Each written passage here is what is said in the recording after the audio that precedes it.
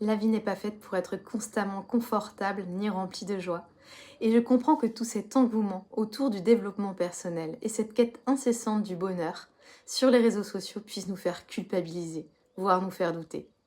Moi aussi, je me suis perdue dans cette course effrénée au bonheur, au développement personnel, jusqu'au jour où j'en ai fait un burn-out, avec ce sentiment d'illusion finalement de ne jamais réussir à atteindre cette joie permanente. Et c'est à ce moment-là que j'ai compris, et je pense que vous le comprendrez et le ressentirez aussi avec du recul, que la vie est une épreuve et que chacun de nous a sa croix à porter.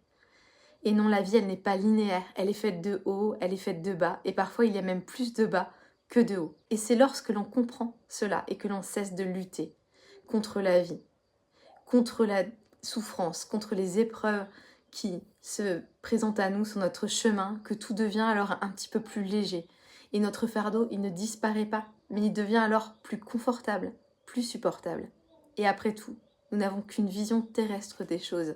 Il nous manque peut-être justement cette vision qui est un peu plus élevée, celle qui nous permettrait de comprendre que tout est à sa place, comme ça doit être, malgré nos résistances et notre inconfort.